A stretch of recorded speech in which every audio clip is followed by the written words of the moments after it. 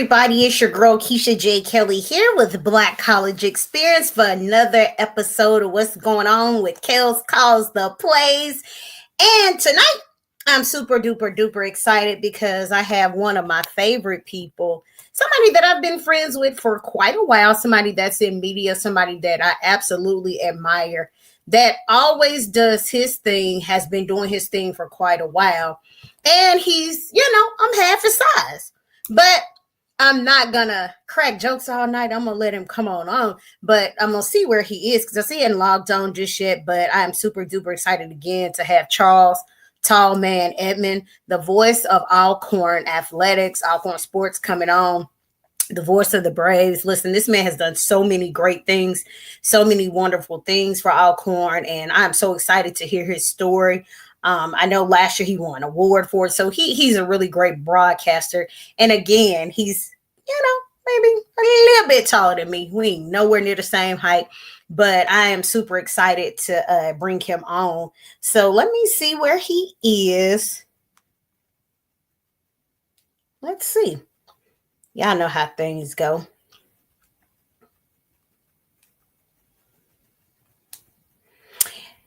But so before he comes on, while we're waiting for him to join us, let's get into some of this right now.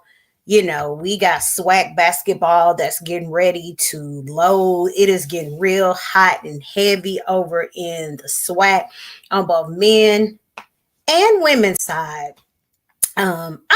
Looks like the tall man has entered the chat. I thought his head was outside of the frame because he's so tall, but it's not. So again, it's getting hot and heavy down here in the SWAC. It's weird, like in the last couple of weeks of it, in the stretch of it. Listen, anything can happen. I always say the season is always great, but when we go into the tournaments, anybody can get hot. Shout out to Coach Don Thornton over at Alabama A&M, man. They are on just a magnificent winning streak. They are doing their doggone thing. Shout out to Alcorn. Listen, the Lady Braves have come in and they stinging people. They're in the number 2. And then, of course, my Southern University Lady Jaguars are in at number 3. But I won't delay it. We'll come back and talk about those guys, maybe. But shout out to the women. Y'all know how I feel about the women's basketball. But before we get into women's basketball, we definitely got to go over to the SIAC. Shout out to the SIAC doing their doggone thing. They're wrapping it up the first weekend of March. We'll take it over tomorrow, so we'll get some great coverage. I've had a chance to cover Clark Atlanta all season, Morehouse. So it's going to be great to see what happens. And it's very dominant. It's going to be close. But I won't delay it. I'm going to bring Charles on here so Charles can tell us all about his journey and how he became the voice of Alcorn Athletics. Let's see where Charles is. Hey. There he is. Hey. Well, see, he fits the frame, but the A is cut off at the bottom. You can see the A is cut. See, he got to either sit up or sit down. Yeah, okay, yeah. So when he sit up, his head too big for the screen. See? How about that? Will that work? How tall are you, Charles, before we even start? Well, I'll let you do the math. I'm 5'24". Yeah, that's not my strong suit. 5 feet 24 inches. So 12 inches is a foot, 24 inches is 2 feet. So 5 plus 2 is 7. I'm 7 feet. No, really? Yes, ma'am. I am. Wow. Okay. I never knew that. I really never knew that. I think I told you that, Keisha. I never asked. Yeah, I think you did ask at one of the football media days. I think we did talk about it. Wow. Or you inquired about it. Okay. Okay, 7 feet, and here I am being 4'11". So y'all see that we're nowhere near the same height, like nowhere near close. But anyway, thank you so much, Charles, for joining me tonight. Just to talk about you being the voice of Alcorn, everything Alcorn, you do so well in what you do. And I followed your journey for so long, but for people And I'm gonna say people that don't, because everybody know who you are. I mean, you're kind of hard to miss. You're hard to miss. You're everywhere. But I do want to just go into your journey so you can tell us a little bit about yourself and start with, where did it all begin? It began when I was probably 10 or 11 years old. I grew up in St. Louis, Missouri, and I grew up as a radio person, as someone that listened to sports more so than watching sports. So I listened to talk radio in St. Louis. Of course, we got a pro baseball team, St. Louis Cardinals. We had a pro football team. We don't now, but it was the St. Louis Cardinals, the Big Red. Hockey, the St. Louis Blues, the St. Louis Steamers pro indoor soccer team. So anything sports related, I was mostly listening to it more so than watching it. So when I was listening to sports and listening to play-by-play, I'm like, wow, that's something I would really like to get into. And so I was listening to folks and doing play-by-play, and I knew a few people, kind of growing up, and someone said, look, if you want to get into this, the first thing you need to do is get your tape recorder. And at that time, we were using tape recorders, and take it to an event and call a game. So I have cousins that at the time, they're younger than me, that played football. And I remember taking a tape recorder to my cousin's game and just talking into it, and I was sounding like a squeaky wheel. And so from that moment on, I'm like, wow. And then I got into journalism a little bit. We had what was called NABJ, had these workshops in St. Louis on Saturday mornings from like 8 to 12.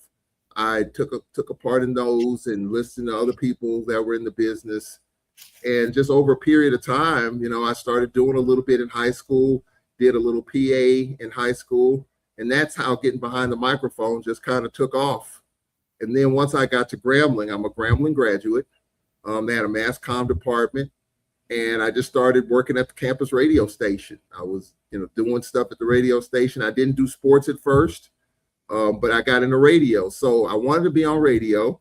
So I got into radio, college radio, and then it just kind of blossomed from there. Did a little PA for Grambling when I was a student. And the last couple of years, I did a little bit of football, mainly men's and women's basketball, and a little bit of baseball. The New York Yankees played the Grambling Tigers at Grambling one year. I did a little bit of baseball. And so that's how the whole, radio thing and broadcasting deal got started for me. And just doing it, just being around, living at the radio station. When I was in school, Keisha, I lived at the radio station. On Sunday mornings when they were playing gospel, I was at the radio station. And so that's kind of how that's kind of how you do it. And then my opportunity at Alcorn was kind of a lucky break. I was doing basketball with a guy that passed away recently named Larry Gibson, who was a longtime PA announcer for Grambling. I remember him telling me, he said, man, there may be an opportunity at Alcorn to do play-by-play, because Larry did a couple of Alcorn games back when I was in school. And he said there may be an opportunity open. And this was October of my senior year. I graduated in May. And he said, I'll keep you posted. And in the spring, he told me, hey, the job has come open. This is who you need to contact. I contacted that person. I sent in an application, and I got an interview. The interview at Alcorn was the day after I graduated from college. I graduated from college in May of 91. The next day, I had to come to Alcorn State University for an interview. And a couple of days later, I was hired, and I started a couple of weeks later. And I've been here ever since. Wow. And I truly did not know that. Like, I really did not know. Wow. Wow. It was luck. I mean, look, it's a blessing. Of course, there's always a divine power in this thing. And it was luck. It was just truly luck that I was able to do this, because, my senior year in college, there was no guarantee that I was going to get a job in this profession. And I was preparing for that. I was, for 4 summers, I worked at the post office. I was a what they call a casual worker. I was a part-time person at the post office. Because to be quite honest, one of my dreams, and as crazy as it sounds, one of my dream jobs was to be a mailman. My uncle was a mailman. And there's just something about the mail guy coming up and delivering your mail and you're talking to customers, and it was something that just really intrigued me, as crazy as that sounds. So I was preparing to try to do that, and I worked at the post office, so maybe I could do this full time. But you got to take the postal test, and so a story behind that. The October of '90, my uncle said, "Look, they're offering the postal test. You need to come and take it." And of course, I didn't know anything about the Alcorn thing at the time, so I'm just trying to figure out what just trying to get myself lined up in terms of what I was going to do when I graduated. So I drove to St. Louis, took the postal test. So I asked, I said, well, when are you going to know how you did on the postal test? And they said, well, the higher the score, the sooner they'll call you. That was 30 some years ago. I hadn't heard from the post office. So I must not have done well on the postal test. So there went that dream. Of course, now you can get on now, but that was kind of a thing of mine. The military, my uncle was in the Navy. I tried to at least explore the military. The Navy people told me I was too tall. I wear size 18. They weren't gonna make an 18 boot for me. Uniforms. So I was trying to figure things out at the time, but it was a blessing that I got this opportunity to do what I love to do, what I went to school for, and just expanding this from radio, because I'm a radio guy.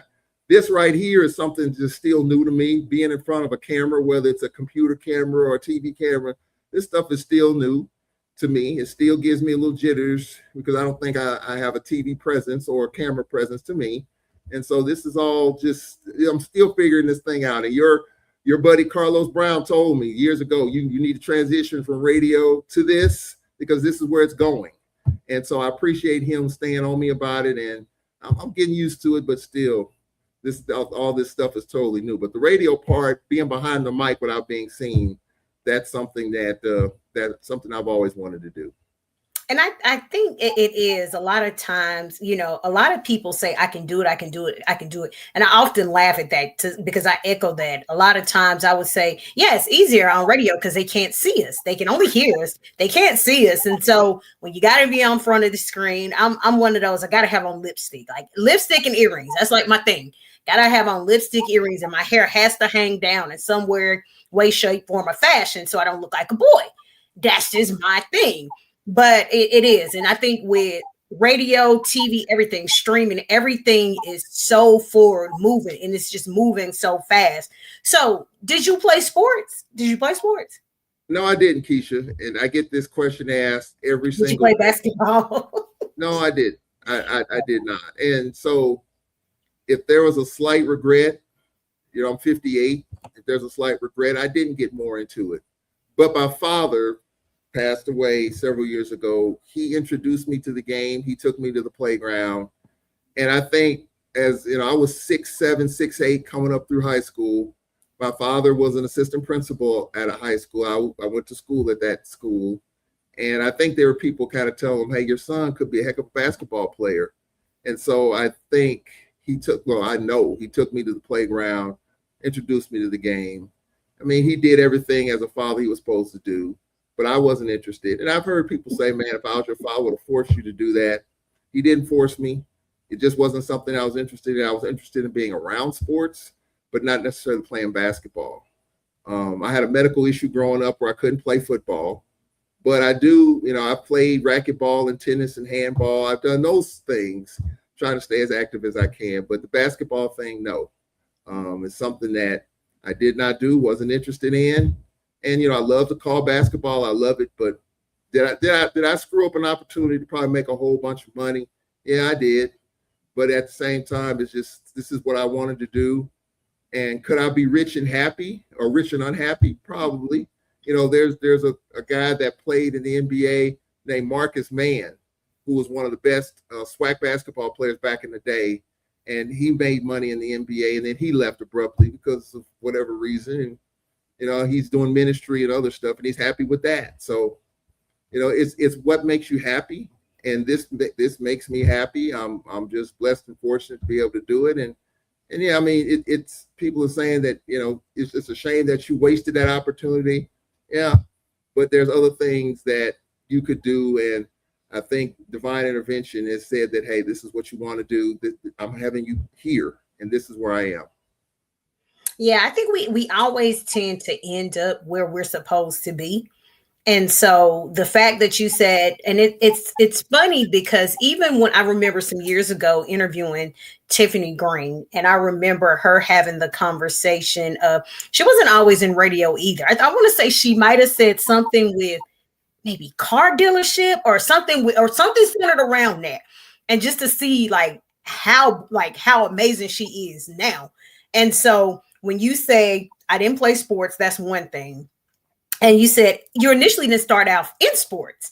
It was just radio, correct? Mm-hmm. So just to see how you've branched into it and how much you've grown in it is just amazing to see. And then the fact that you've been there, like you said, 32 years.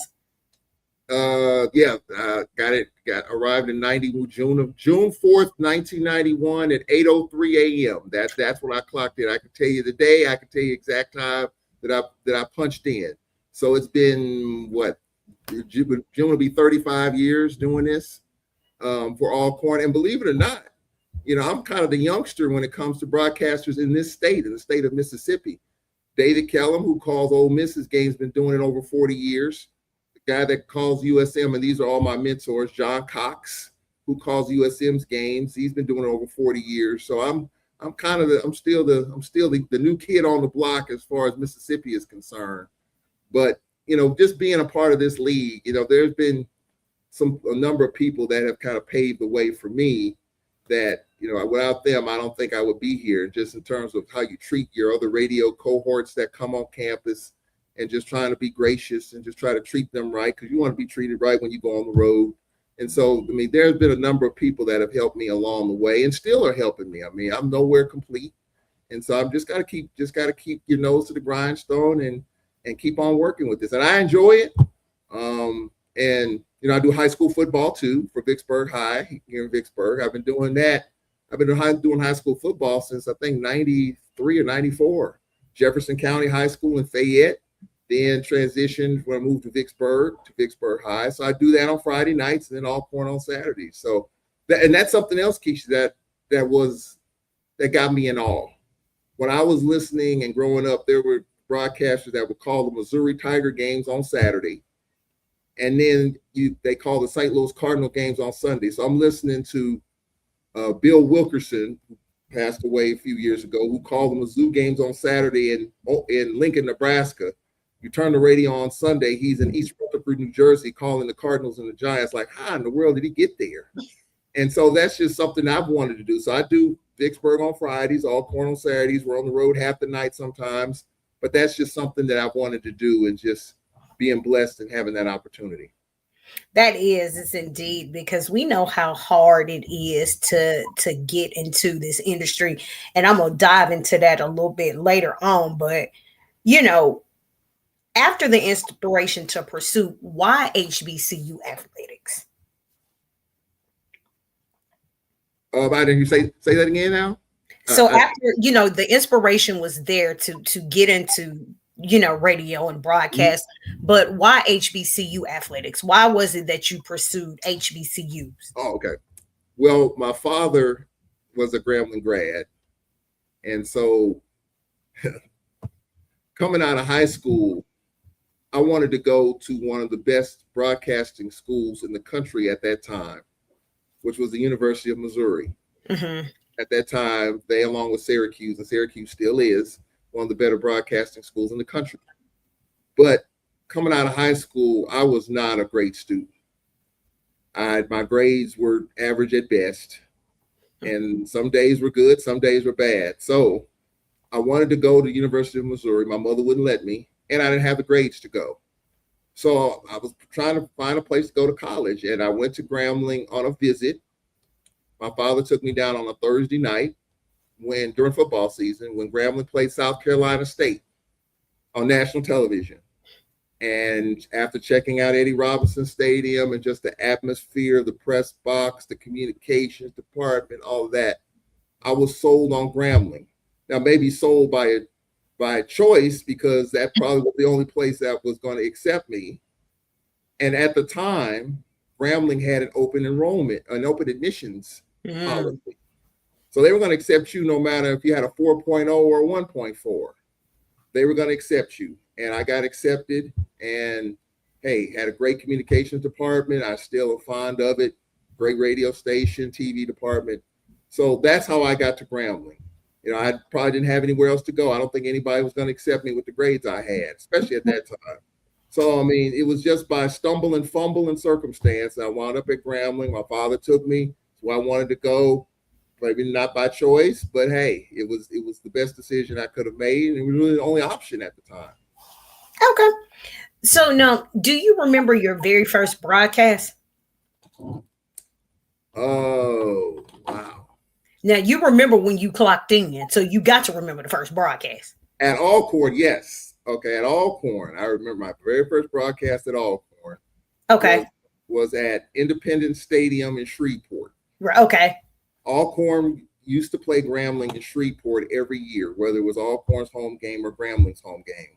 We played that game in Shreveport every year. And my first broadcast, I was nervous as heck. Yeah, take us down. Yeah, this is what I want to hear. Take us down this journey. Well, being the new kid on the block, of course, you know, the team's supposed to take care of you and have a hotel room for you and all that. The team didn't have a room for me by my first game. I wound up sleeping on the floor of a friend that I met that works with one of our affiliates, who's an Alcornite. I wound up sleeping on the floor in his hotel room. So that was first crazy little bit of stuff there. But I remember I had a little analog mixer, little 2-channel analog mixer plugged into a phone line. And that's how we did games at the time on the phone. And I didn't have a crowd mic. So I'm calling the game in a booth without a crowd mic. So you don't hear the crowd. And so that was crazy. I mean, I think about it now, like, why did I even do that? I should have found a way to run a cable somewhere, but I was young, I was raw, I didn't know any better. But as it turns out, in that game,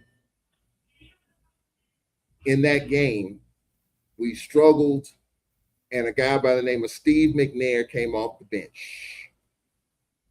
And from that moment on, you got to know about Steve McNair little by little. Steve McNair coming in off the bench, helping us beat Grambling. The next week, we played Alabama A&M at the Cotton Bowl.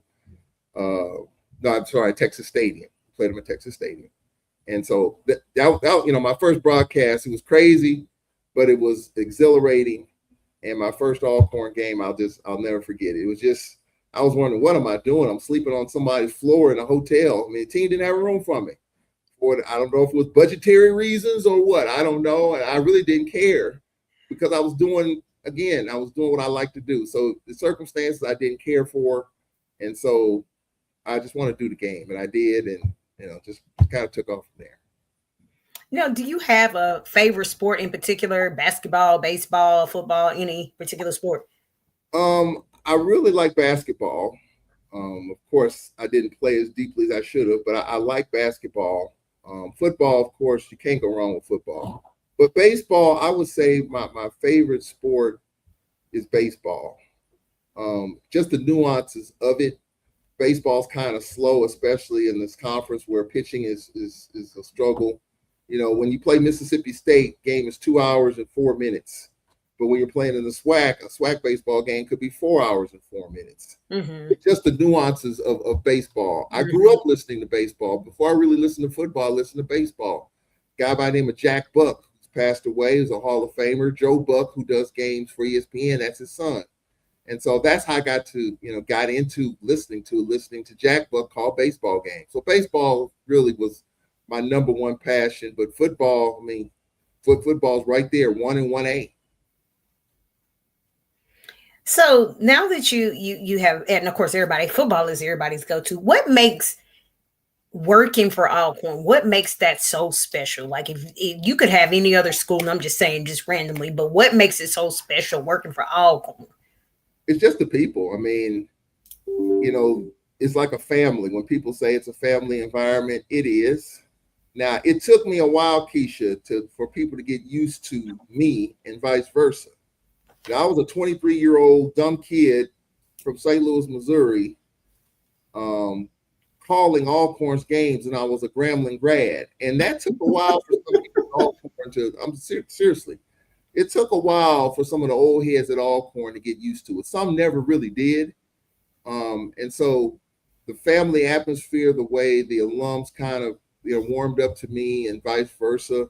It took a little while for that, but for some of the old heads at the time, some of them are no longer with us. It was a struggle.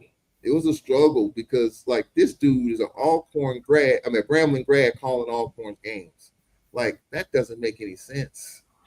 But we've moved on since that in today's times. But back then, those old heads, they unless if you weren't an Alcornite, it took a while for them to warm up to you. But seriously, it took a little while. But the Alcorn family has been great to me and great to my family. I would have it no other way. I wouldn't be here if it wasn't for some of them. People that call the games with me, got introduced to them. Because when I got to Alcorn, I didn't have a color guy. I was doing play-by-play, and I was told you need to find your color guy. And so one of the guys on campus told me, you need to talk to a guy named Emmanuel Barnes. I didn't know Emmanuel Barnes from Barnes Emmanuel. I had no idea who he was. I introduced myself to him, and I used to go to his house on Sundays and watch football because he loves football. Got to know his family, and kind of the rest is history with that. And so that family atmosphere, that warm feeling, that warm and fuzzy feeling, they took that for me, and I'm very gracious for that. So now, everybody has their style. You had to go find, and this is so funny because you had to now you got people just trying. You had to literally go find somebody.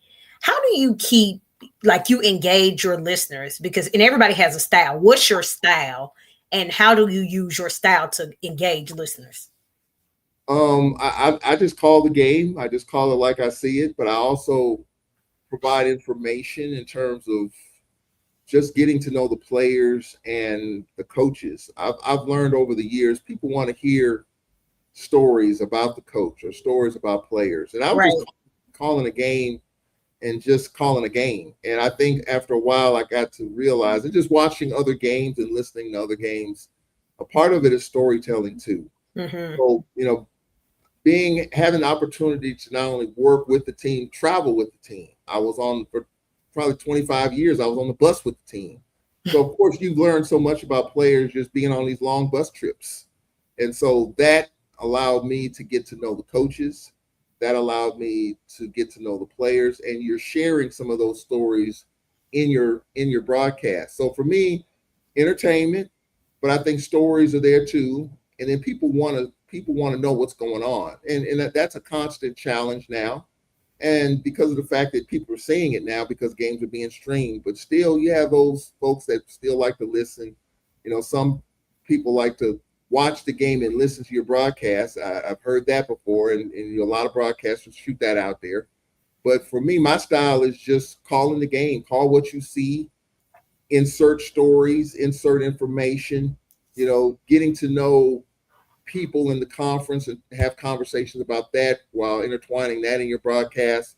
Like right now, we're coming down the stretch of SWAC basketball, right? The standings, what they are, there's a bunch of tiebreakers tied in there. And so you intertwine that where the Lady Braves are, as far as the standings are concerned. You talk about what they did against Jackson State, set the first go round. We playing them Saturday. What happened there and where we are in the standings. A&M has a tiebreaker on it, so you kind of intertwine that because people don't keep up with it like that. So a part of it is just continuing to inform and educate folks in terms of where your team or Alcorn is or other teams. I think people like that because they don't follow it like that. We follow football, of course, but we don't follow SWAC basketball from the first week of November when the season starts. People are now starting to catch on to it now. NFL season's over with. NBA is what you just had the All-Star. So people are kind of catching up with SWAC basketball right now. So that's kind of what I do, try to help people catch up on what's going on in the SWAC. Or even with football, people follow it from the beginning. But I try to educate, inform, entertain.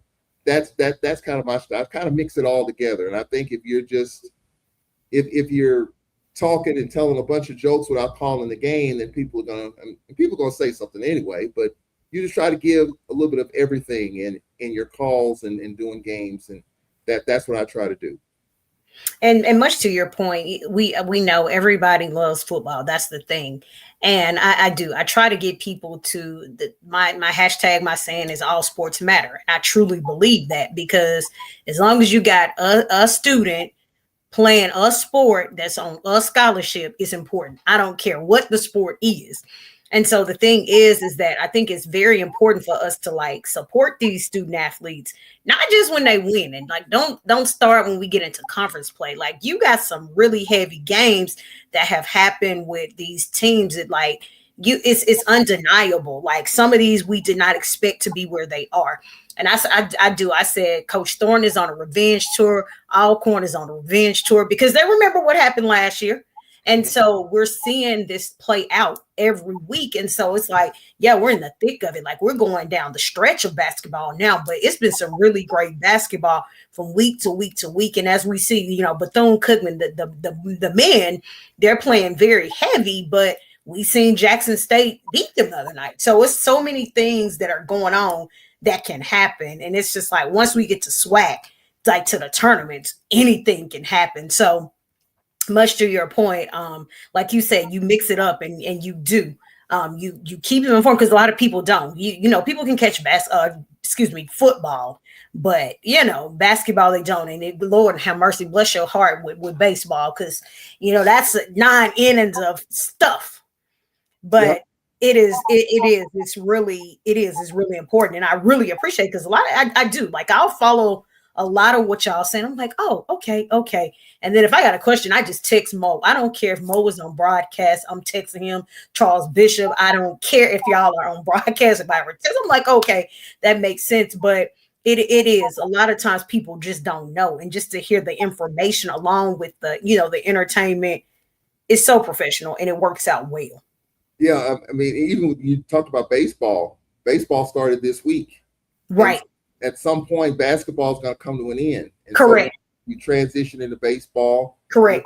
Our baseball team beat Jackson State the other day for the first time in several years. I think 2019 was the last time we beat Jackson State at baseball. Time. And so second year coach Carlton Hardy, you know, almost 30 new players. So at some point, I'm working on baseball on the side, knowing that we're full board into basketball. But at some point, basketball is going to end. Season right. end. And so now you're transitioning to baseball and softball. So you want to get caught up to speed on those sports. So when you get into it feet and hand first, you already know your players, you already know your coach, new assistant coaches, and things like that. So it's a constant moving of the chess pieces. And that's what keeps me busy. It's a 9-month process. Yes. It's all the way to May.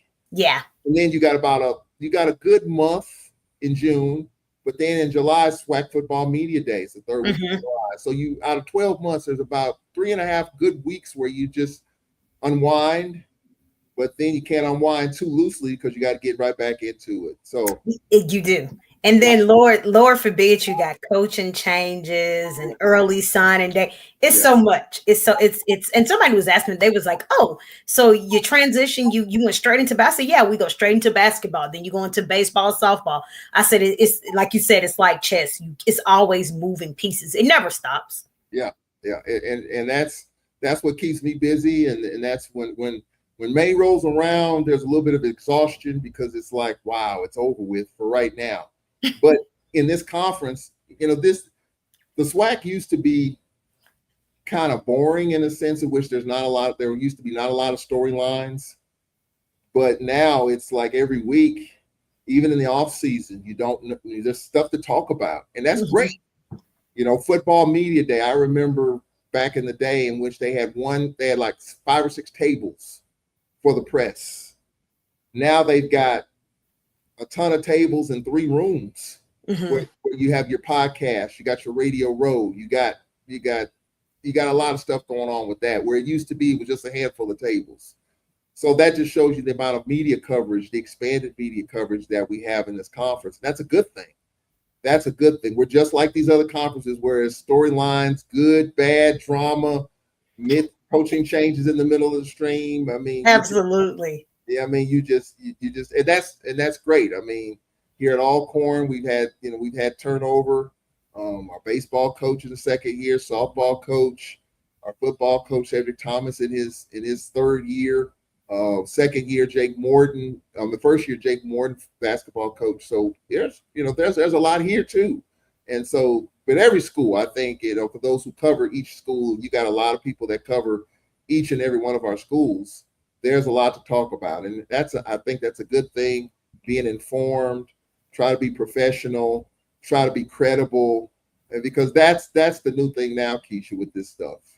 I mean, I'm so worried about the credibility piece. People are doing these things, these podcasts, but the filter, the credibility, the professionalism. I'm kind of worried about some of that stuff because without that, you don't have the clicks and likes, and then you won't have a show after a while. I'm just worried about some of that because as we phase into this new landscape of social media, podcasts, and shows as compared to the TV stuff and the radio stuff. And that is so true. And another thing, I've always lived by, I don't have to be first, but I have to be accurate. Correct. And we know one of the worst things to do is have to recant. You do not want to have to recant and retract what you said, because once it's in the atmosphere, it's in the atmosphere. And this, I think I always go back to what Keisha said, Charles said, and that's why I'm always like, okay, a lot of times, so many times, and we both probably can say yes this, well, we know something has happened. We know a coaching change is coming. We know somebody's coming. We know a lot of these things, but you just sit on it. I have no desire to always announce something, to break news and be first. I just don't.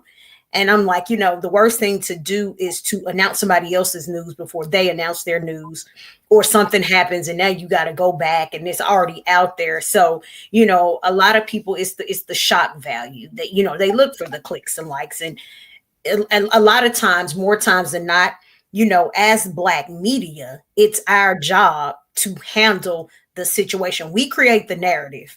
And a lot of times we do not do what we need to do. A lot of times we don't, the due diligence, like we control the narrative. We're the first person, the face of whatever the story is. And so it's up to us to tell the story in the best possible way. And sometimes it's like the teach moment gets out of there. Like you gotta go with your best judgment. You just have to. I agree with that. And the thing is, one thing for me, you don't want to do is you don't want to ruin your credibility with your sources.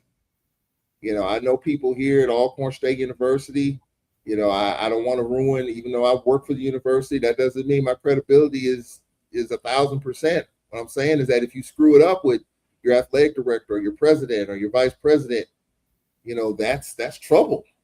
And so, talking with people in the SWAC, at the SWAC office, Dr. McClellan, Andrew Roberts in the SWAC office, you ruin that credibility, you're in trouble. I mean, I'm doing games for SWAC during the softball tournament and been doing the baseball with them for a while, and I don't want to ruin my credibility with the SWAC office.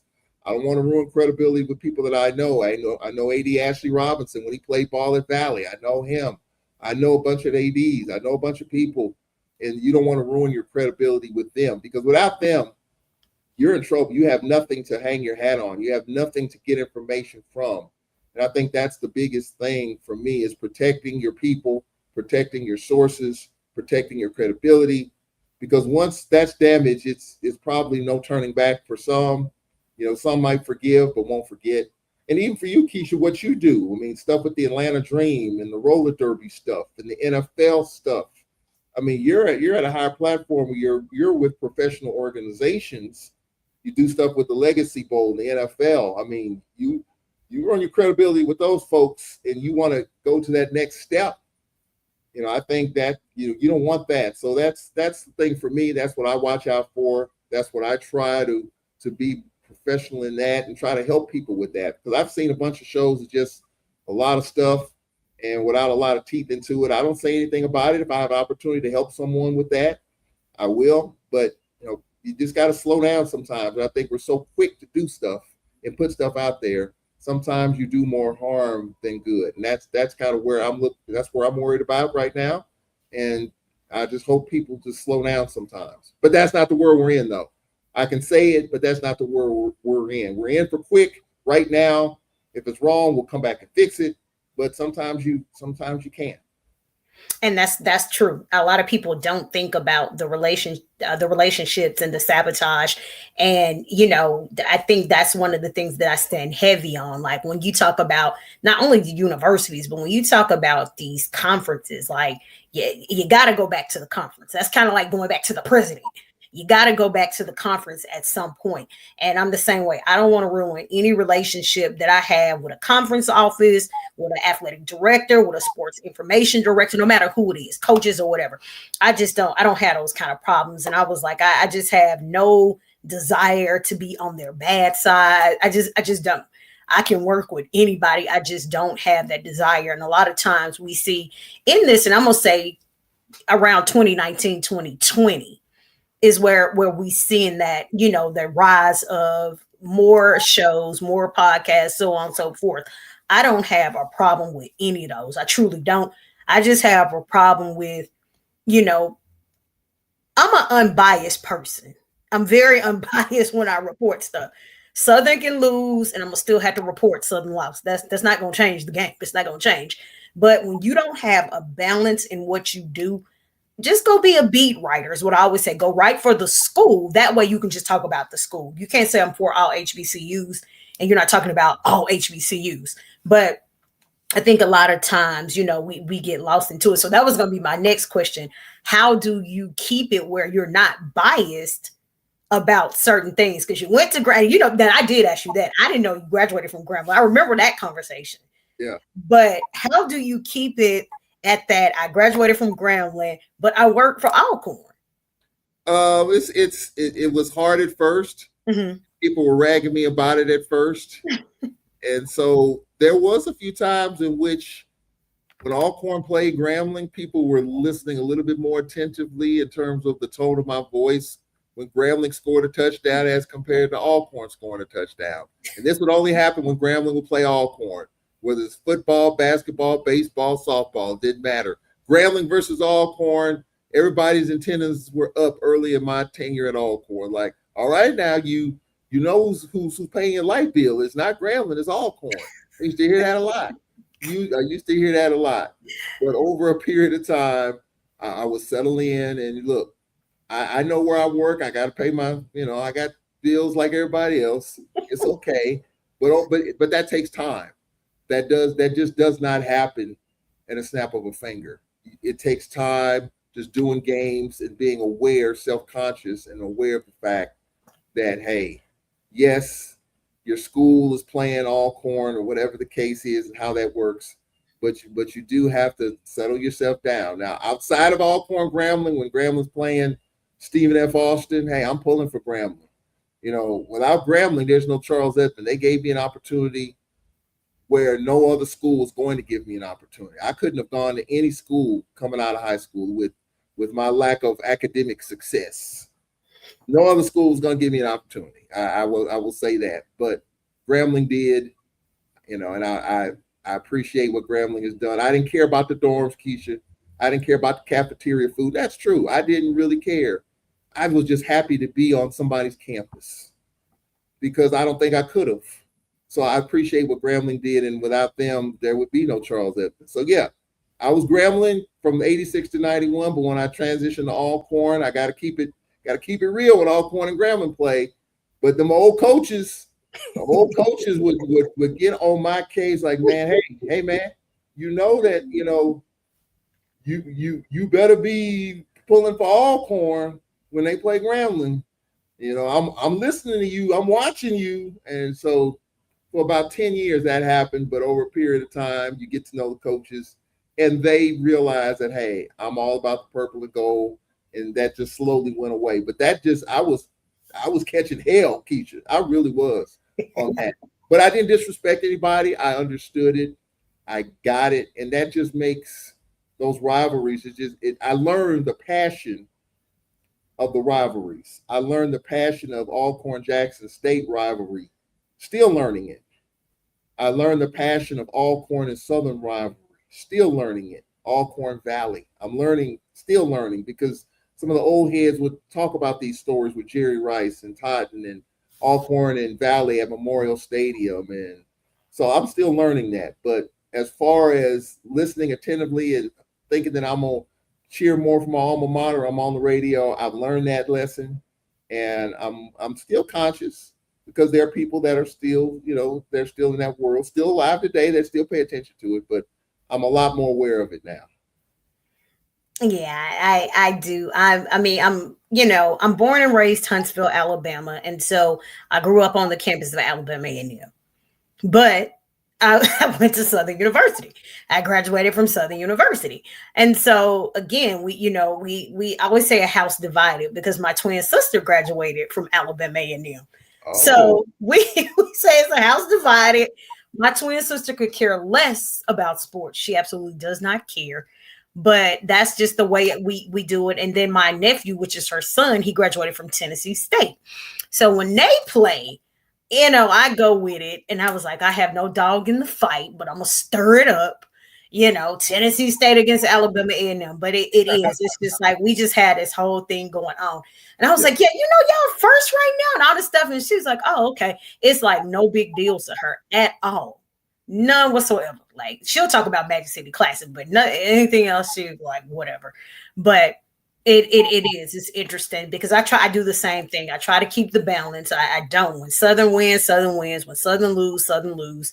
And I try to keep the balance. Now, as much as I give them all the drama when they lose, I'm gonna give them all the praise when they win too. Yep. So I'm like, the way I can talk about you with a L, I'm definitely gonna give you all the glory if you win. I'm definitely gonna give it to you. So I respect because they're still. I always say they're still kids. They're still kids. They're all still kids. So I respect them all the same way. Now, is there just one particular interview that you can say was your favorite?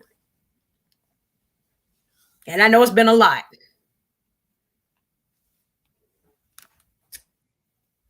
I would say, well, two. Okay. Of course, the Seattle Seahawks won the Super Bowl. Okay. And the Seattle Seahawks on the defensive side was coached by Leslie Frazier. Nice. Leslie Frazier is an Alcorn grad. Right. A couple of years ago, Leslie Frazier came to a football game, and I got a chance to interview Leslie Frazier. He was just in the press box talking to different people. And I got a chance to interview Leslie Frazier, and that was a real enjoyable experience. I saw him on TV when he was at Buffalo and just bounced Minnesota, and so that was a really, really fun interview to do with him. It was, I think, at the half, and so I really enjoyed that interview. And then there's an interview on YouTube that I did with Steve McNair that still makes the rounds. It pops up on people's timelines now and again. Steve didn't do many interviews when he was at Alcorn. He just was not that dude. And I remember it took me probably 6 months to get him, even though he was on campus and I was on campus. He just didn't do many interviews. And there's a YouTube video out there of me interviewing Steve, a sit down that's out there still in the cyberspace. And so that was a really good interview because that was my first really opportunity to talk to Steve one-on-one and really just talk with him. And I was nervous as heck. I didn't have long. I remember that, like I said, hey, you don't have long to do this, so let's go ahead and do it. And I did it. And that's the only interview I got a chance to do with him. But it still was a special interview because he didn't do many. Of course, he did a lot the senior year in '94, the Heisman, because he was in the race for the Heisman.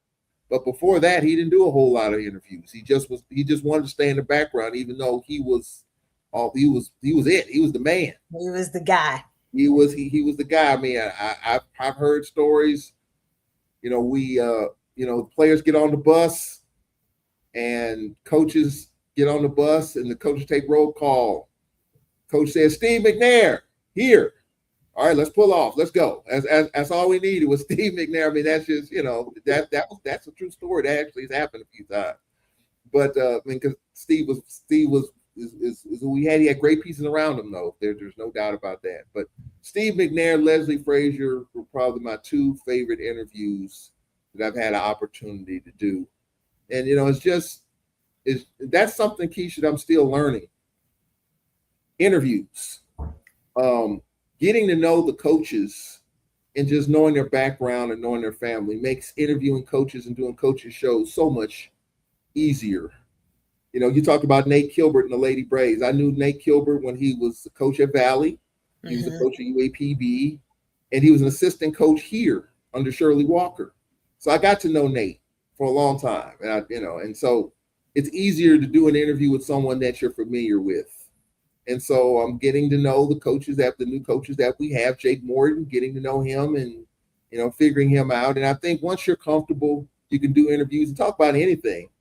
And so I think that's the one thing for me. You talked about interviews. They're all my favorite. I enjoy them. I just enjoy having a conversation, because that's what an interview is, just a conversation. You aren't trying to nail them to the wall.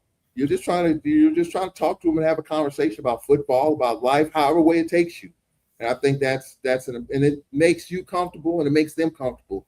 And they may share some stuff with you like, wow, I didn't know that. And I think that's what makes these interview pieces good, when you can get them to just relax, let their hair down, and just talk to you. And I think that's something I'm still trying to work on, because it took me a while to figure that out. I'm still trying to figure it out, but it makes interviews more informative.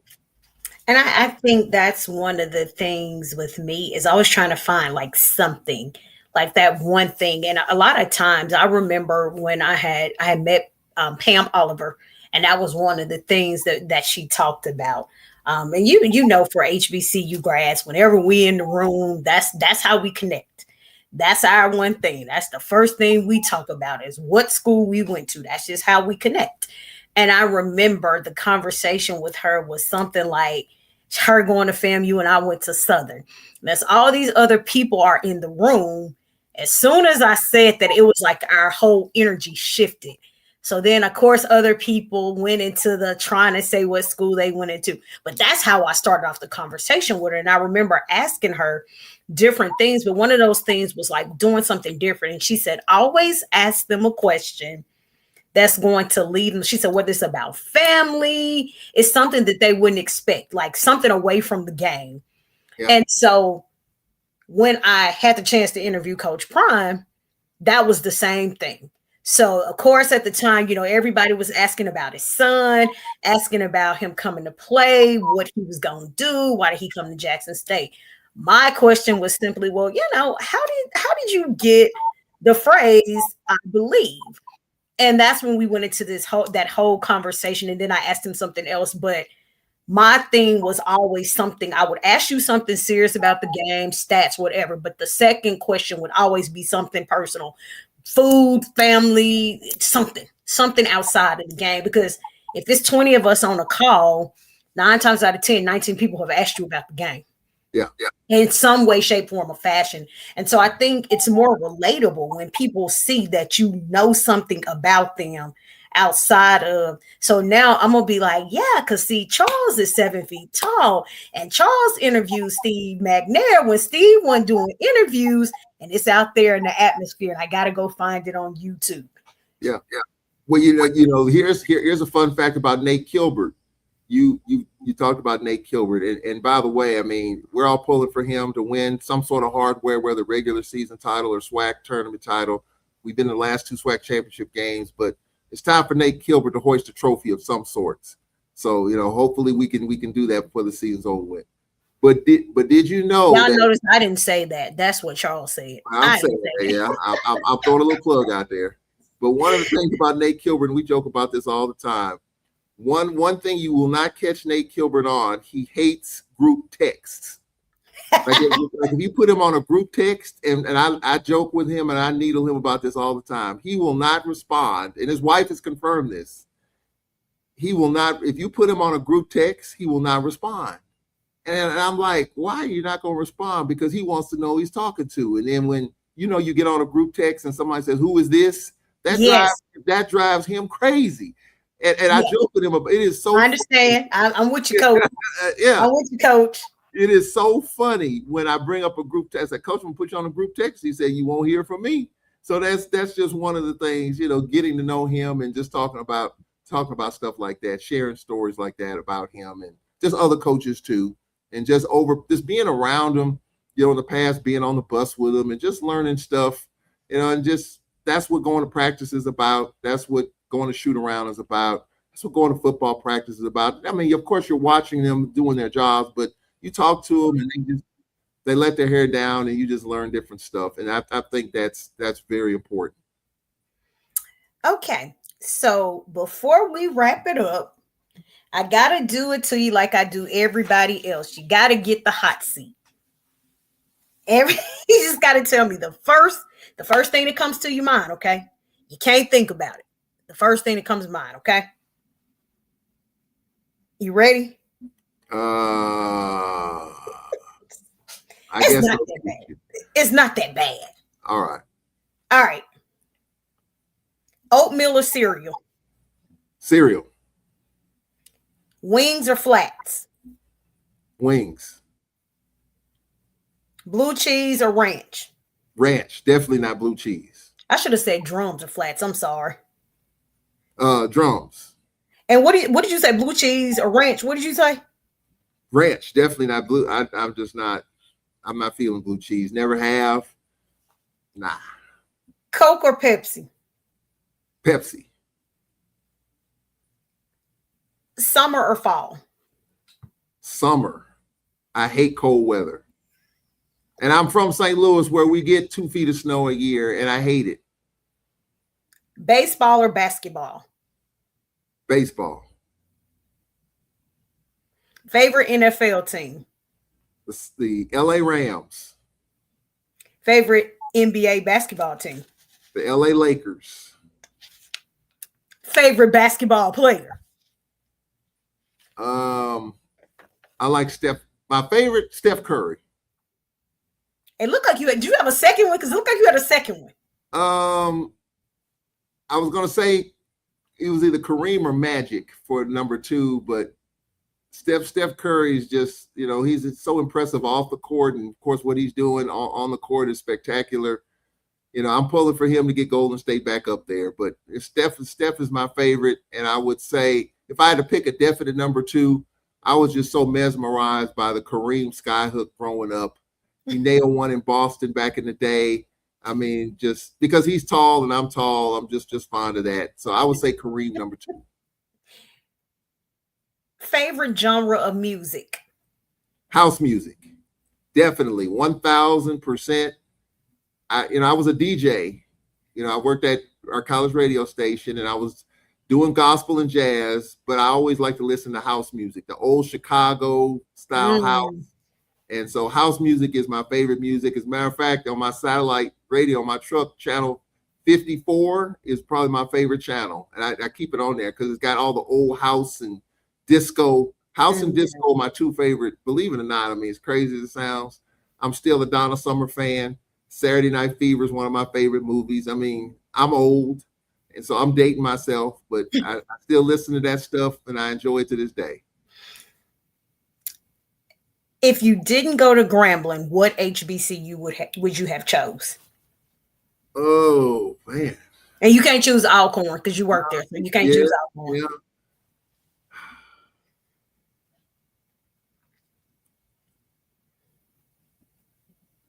I've never been asked that, Keisha.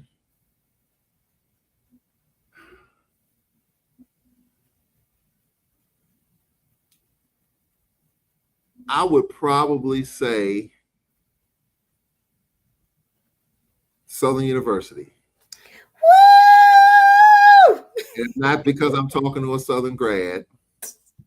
It's just something about Southern University.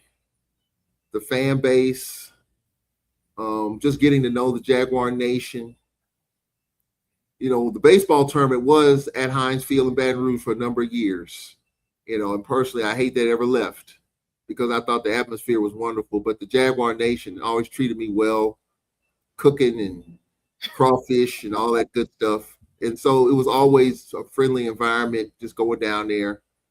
Some of them probably didn't even know I was a Grambling grad. Now I'm saying this out here now, and probably they might have a different opinion of me now, but I always was treated well by the Jaguar Nation. My best friend Carlos Brown's a Southern grad, Carlos. But if I had to go to another school, it would be Southern University if I had my druthers. Well, we surely appreciate it. Final two questions, or probably final question, then comment. I meant to ask you this early on, but this is I want you to because I know you're humble, you don't talk about yourself a lot. Talk about the award that you won last year. Oh, the one with Ken Yeah. Rashad. Yes. Yeah, I mean, I've been some people have said that I'm selfish. Um, and I'm working on that. But it's truly not about me in this journey. I couldn't be where I am if it wasn't for other people kind of opening the doors and laying the pavement for me to walk down. And so you can't do this broadcast stuff by yourself.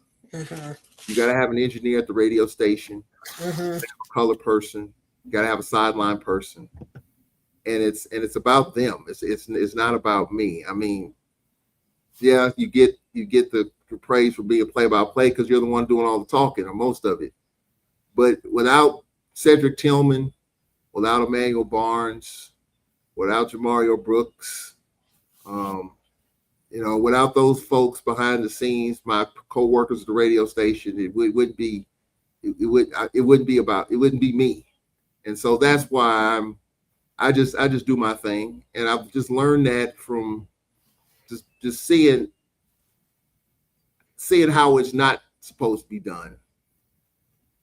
One of the things about social media, I've only been on social media probably 10 or 11 years. I think it was 2014 when I first got on Facebook, and I didn't set it up. My friend Cedric Tillman set it up for me. He said, "Man, you need to get on social media." And I was afraid of it. I didn't want anything to do with it. Now I hate that I didn't do it sooner. But one thing that social media has taught me more so what not to do and how not to do things. And so that's, it's not about me. And yeah, I mean, I call the games and I try to be friendly to everybody, but that's the thing about it. So with the award, it's just, I was surprised. I was shocked. And Ken Rashad is my classmate at Grambling. He went to Grambling.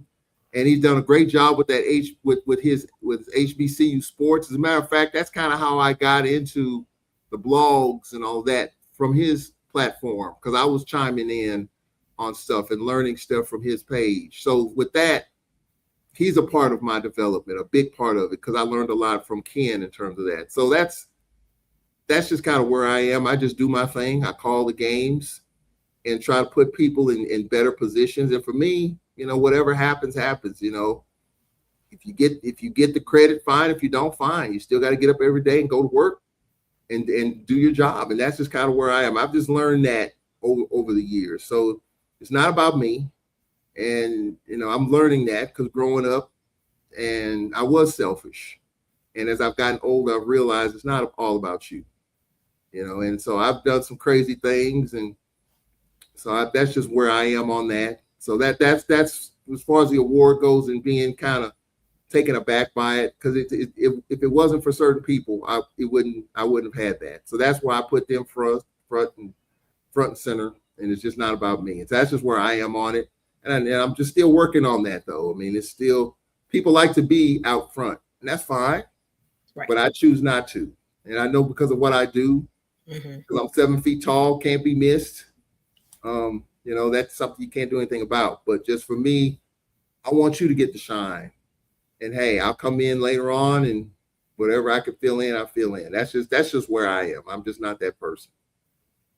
And so here's my feedback. As humble as Charles is, I don't care. This was your moment. This was your shine, and I get it. Somebody had to tell me once before, it's okay to take the compliments. It's okay to receive the awards. It's okay, especially when you put in the work, you put in the time and the dedication, and regardless of the people that stood before you and helped you along the way, that's very intentional.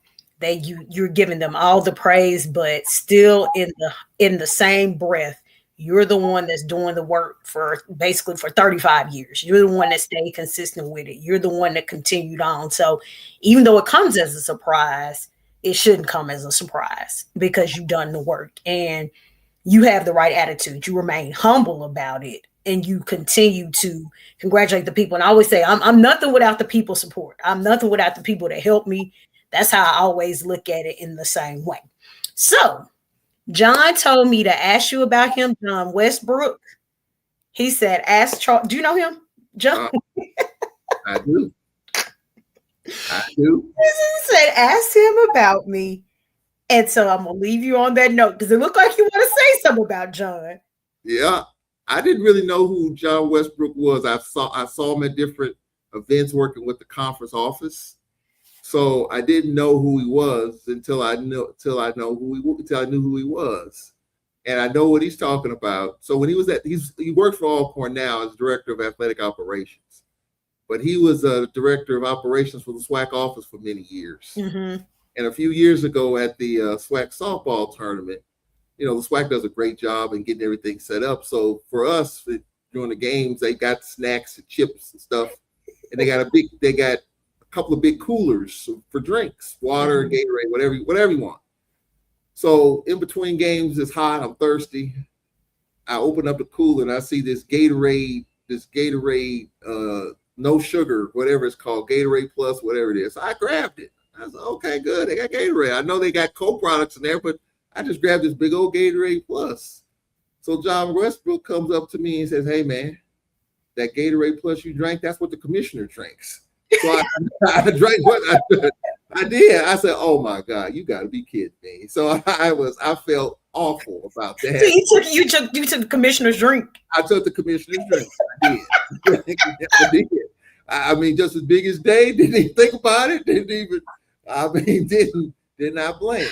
And so I apologized to Westbrook. I apologized to the commissioner. I said, Dr. McClellan, I'm so sorry. And so, he shook it off. But that's how I got to know John Westbrook. And so he's working in athletic operations here at Alcorn, does a magnificent job. He's all over the place, got a lot going on, and he does a good job with it. But that's how I got to know Westbrook. He came up to me and said, hey, man, that Gatorade you drunk, that belonged to the commissioner. I'm like, oh my God. So wow. I wonder is he going to deduct my pay with that Gatorade? But I apologized to him about it. So, that was a funny one right there. That was a regret right there. But you live and learn, Keisha. I lived and learned with that one. That's so funny. Well, crazy. I will say thank you so much for joining me tonight, telling me your story. It has been a pleasure. It has been very funny, and I cannot wait to laugh with him about you drinking this Gatorade. Yeah. That is hilarious. But so what do you have coming up next? What's next for you? We got a big game on Saturday. Jackson State comes in. It's a big game. You talked about the standings earlier. Jackson still has a shot at the regular season. I will say this is Bethune-Cookman's race to lose. Mm-hmm. Southern University, your alma mater, had a great opportunity to put pressure on them, but they lost the 17-point lead to Texas Southern, lost that game. And I think they lost a great opportunity to catch Bethune. So it's a big game for Jackson. Mm-hmm. Bethune has lost 2 in a row. Jackson's won a couple. So we can really put a dent in Jackson State's run, to try to get to the top of the standings. Bethune's got the Alabama teams coming in. I think that they may have enough to get to the finish line, but you never know. So that's what I got coming up. Basketball. And it's going to be interesting here this last couple weeks, because now you go from a Saturday, Monday regiment. The last 4 weeks are going to be Thursday, Saturday, Tuesday, Thursday, because the SWAC tournament starts on a Monday with all the teams in. So all teams in. So you're going to be busy. It's going to be a busy week in Atlanta. I'll be there that Sunday, and so I'm looking forward to all the games. But that's what I have coming up here.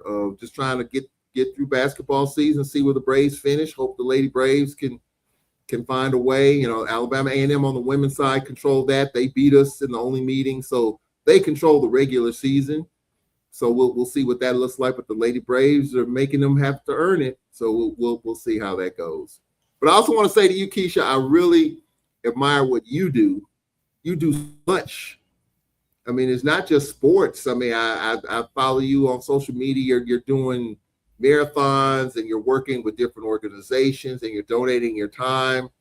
And so not only what you do in front of the camera, but what you do behind the scenes. I mean, what you do in front of the camera with your Black college experience, the NFL stuff, the Legacy Bowl stuff, the Dream, the roller derby. You're in the roller derby, and you're all over the place.